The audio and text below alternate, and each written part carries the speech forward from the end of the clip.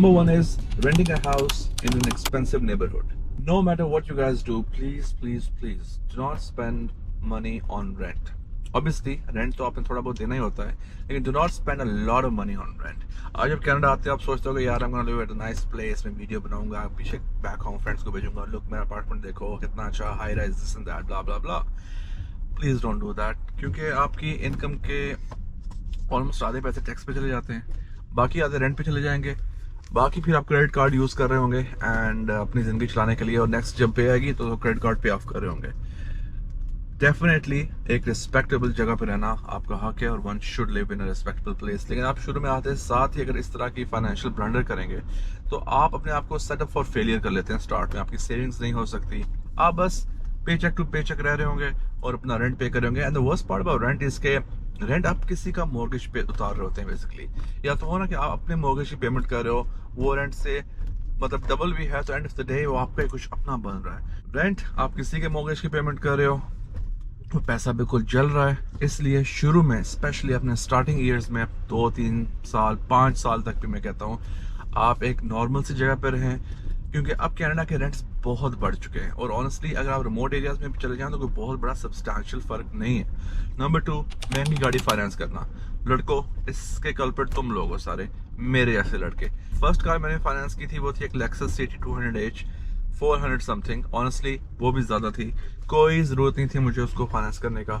मुझे $200-250 मैक्सिमम की गाड़ी फाइनेंस करनी चाहिए थी, और अगर हो सके तो कैश बाय आउट करनी चाहिए थी अगर आपके पास पैसे होते.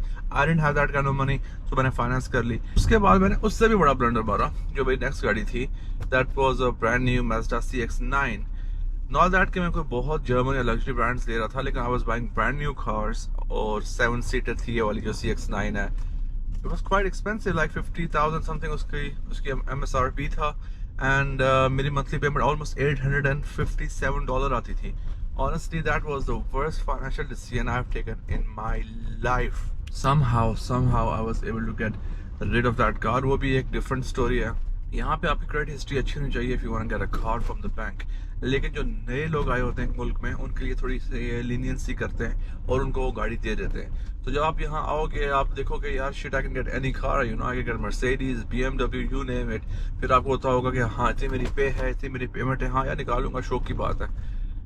Please don't do that. आपकी अच्छी खासी लग जाएगी. जब आप गाड़ी लेते हो तो फिर आपको उसकी इंश्योरेंस लेनी पड़ती है. शुरू में जब आप यंग ड्राइवर हो, आपका नया लाइसेंस है, तो इंश्योरेंसेस बहुत हाई होती हैं, $400-500 तक हो सकती हैं कुछ इलाकों में जहाँ थेफ्ट के चांसेस ज़्यादा हैं. सो ऑब्वियसली फिर आपको fuel maintenance and all that, ये पूरा पैकेज एक $1,000 का पैकेज बन जाता है. शुरू में तो आपको गाड़ी लेने की ज़रूरत ही नहीं है. अगर आप स्पेशली टोरंटो में रहते हैं, इवन आप मिसागा ब्रैम्पटन में भी रहते हैं, यार आप किसी भी शहर में रहते हैं कनाडा के, यहाँ के बस नेटवर्क अच्छा है. बहुत कोई इमरजेंसी होगी तो इंसान उबर यूज़ कर सकता है. ये जिस खड़े में बैठा हुआ हूँ, सारी जो मैंने गलतियाँ करने के बाद रियलाइज़ किया कि I'm gonna buy a cash car. ये कैश कार थी. It's not a very expensive car, quite a cheap car. मेरा ट्रैवल बहुत कम है, आई वर्क फ्रॉम होम, मुझे कभी कभी गाड़ी चाहिए होती है. I am very happy with this. Number 3, credit cards. आप कनाडा में जब नए आते हैं तो आपका पहला काम यही होता है कि आप बैंक अकाउंट खुलवाते हो. इनफैक्ट पहला काम होता है कि आप अपने सोशल इंश्योरेंस नंबर देते हैं. खैर, आप अपना बैंक अकाउंट खुलवाते हैं, और बैंक अकाउंट जब आप खुलवा रहे होते हैं तो आपसे पूछते हैं अच्छा आप नए हैं, दिस एंड दैट. वो आपको $1,000 क्रेडिट कार्ड ऑफर कर देते हैं. अब क्रेडिट कार्ड होना इस मुल्क में बहुत इंपॉर्टेंट चीज़ भी है, लेकिन क्रेडिट कार्ड एक रिस्की बिजनेस भी है, स्पेशली उन लोगों के लिए जो बाहर से आते हैं. A lot of them are first time, you know, getting a credit card, और वो लेविशली उसको यूज़ करना शुरू कर देते हैं, बेसिकली मिस यूज़ करना शुरू कर देते हैं. सो क्रेडिट कार्ड अच्छा क्यों है, पहले मैं इस बारे में बात करता हूँ. अगर आप क्रेडिट कार्ड लेते हैं, आप क्रेडिट कार्ड को टाइमली पेमेंट करते हैं, आपकी क्रेडिट हिस्ट्री उसी से बिल्ड होती है. आपने क्रेडिट कार्ड किसी चीज़ के लिए यूज़ किया, आपने विद इन द ड्यूरेशन उसकी पेमेंट कर ली, इसी तरह आपकी क्रेडिट हिस्ट्री बिल्ड होगी. फ्यूचर में जब आपने घर लेना होगा या गाड़ी लेनी होगी या कुछ भी, इवन आपने अगर मोबाइल फ़ोन का प्लान भी लेना है तो आपकी क्रेडिट हिस्ट्री देखी जाती है. सो ये credit card is the main tool जो आप यूज़ करके अपनी क्रेडिट हिस्ट्री बनाते हैं. लेकिन कुछ लोग इतना दूर का नहीं सोचते. वो क्रेडिट कार्ड ले तो रहते हैं, लेकिन फिर वो अपनी लग्जरी आइटम्स के लिए उसको यूज़ करना शुरू कर देते हैं. फ़ोन ले लिया, लैपटॉप ले लिया, कैमरा ले लिया. ट्रिप पे जा रहे हैं वहाँ इस्तेमाल कर लिया, फिर उसको टाइम पे नहीं किया, फिर आप पे ऑफ नहीं करेंगे तो आपकी क्रेडिट हिस्ट्री कभी भी नहीं बन पाएगी। इनफैक्ट आपकी क्रेडिट हिस्ट्री नेगेटिव की तरफ चली जाएगी और फॉर लाइफ आप हैंडीकैप्ड हो जाएंगे, लाइक फॉर लाइफ इन अ वे कि जब तक आप अपना एक्ट ठीक नहीं करते।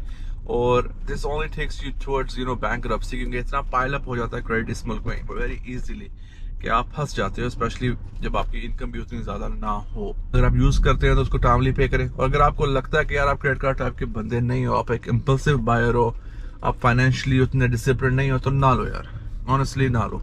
नंबर 4, आते साथ ही सेविंग्स ना शुरू करना।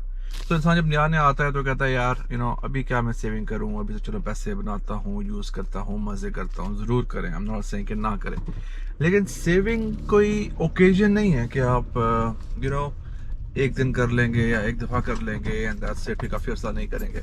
सेविंग एक लाइफस्टाइल है, आपके पे चेक टू पे चेक एक सर्टेन अमाउंट साइड पे हो जानी चाहिए। सो शुरू में आते साथ ही आप अपना एक कुछ भी, अगर आपको ज्यादा सेविंग्स नहीं हो सकती यार, मैं कहता हूँ $20 से शुरू करो, $50 से शुरू करो, ग्रेजुअली उसको इंक्रीज करो, लेकिन जरूर साइड पे करें। ये this goes a long long way, क्योंकि इस मुल्क में अदरवाइज कोई तरीका नहीं है पैसे जमा होने का।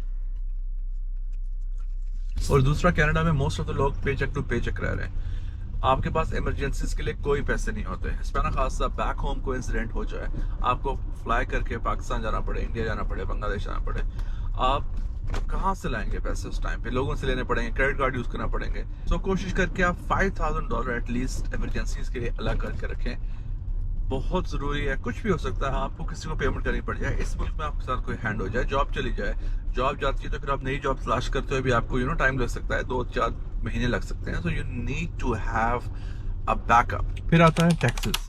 इस मुल्क में आपको अपने टैक्सेस खुद फाइल करने पड़ते हैं। सो आपको आते साथ ही फिगर आउट करना है कि यार टैक्सेस यहाँ किस तरह फाइल होते हैं। हमारे मुल्कों से आए हुए बहुत सारे लोगों को नहीं पता होता, मुझे भी नहीं पता था।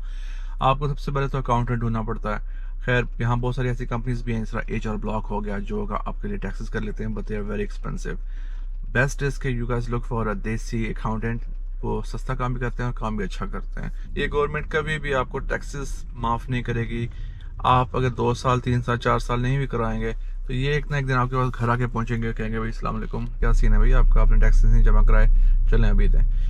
तो ये पायल अप मत होने दें, इसको आप हर साल कर लें, ताकि ऐसा ना हो कि आपको फिर कुछ सालों के बाद सारा इकट्ठा करना पड़ जाए और आपके लिए काफी मसला हो जाए। तो अब बारी है नेटवर्किंग की एंड मेकिंग कनेक्शंस की। ये एक ऐसा आर्ट है, एक टैलेंट है कि कुछ लोगों में नेचुरली होता है और कुछ लोगों में नेचुरली नहीं होता। लेकिन मैं आपको कनाडा के बारे में बता दूं कि यहाँ पे जो जॉब मार्केट है ना, वो बहुत ज्यादा रेफरेंसिंग पे चलती है। इफ यू नो समवन, आपके हायर होने के चांसेस बहुत बढ़ जाते हैं, क्योंकि लॉट ऑफ कंपनीज है, मेरा ये अपना पर्सनल एक्सपीरियंस है, जब अप्लाई करते हो तो आपके सीवीज को देखते भी नहीं, क्योंकि सबसे पहले वो उन सीवीज को देखते हैं कि जब उनके अपने किसी एम्प्लॉय ने रेफर किया हो। इनफैक्ट नंबर 1 पे वो देखते हैं कि अगर कंपनी के अंदर ही इंटरनल कोई बंदा उस पोस्ट में इंटरेस्टेड है। उसके बाद वो देखते हैं कि कंपनी के अंदर जो एम्प्लॉयज हैं उन्होंने किसी को रेफर किया हुआ है, जहाँ पे ये नेटवर्किंग पार्ट आता है। और उसके बाद फिर वो जाके मार्केट में देखते हैं कि हमारी कंपनी के लिए कौन अप्लाई कर रहा है ना, ऑल दैट। सो आप 3rd ईयर पे तो ना जाए ना, कोशिश करके 2nd ईयर पे तो पहुंचे ना। एंड लास्टली, नो मैटर आप क्या पढ़ते हैं इस मुल्क में, जब आप यहाँ आए, आई हाईली रिकमेंड कि आप यहाँ की सर्टिफिकेशंस करें या किसी स्पेसिफिक फील्ड में। फर्स्ट आप ह्यूमन रिसोर्स में जाना चाहते हैं, या प्रोजेक्ट मैनेजमेंट में जाना चाहते हैं, या आप टेक सेल्स की तरफ जाना चाहते हैं, IT में जाना चाहते हैं, सो सर्टिफिकेशंस करें। ऑनेस्टली सर्टिफिकेशंस आपके हायरिंग के चांसेस को बहुत बढ़ा देती हैं। थोड़ा सा आपकी स्किल्स ब्रश अप हो जाती हैं, यहाँ के तौर तरीके के बारे में आपको थोड़ा सा पता चल जाता है। So don't be arrogant about your previous education. अगर आपको कुछ और पढ़ना पड़ता है, ज़रूर पढ़ें, इवनिंग क्लासेस लें, ऑनलाइन करें। जो भी आपको यहाँ की स्किल या यहाँ का ठप्पा लग जाएगा कि इस बंदे ने इस मुल्क से ये वाला पढ़ाई की हुई है, या ये कोर्स किया हुआ है, या ये सर्टिफिकेट किया हुआ है, उससे आपका हायरिंग के चांसेस काफ़ी बढ़ जाएंगे।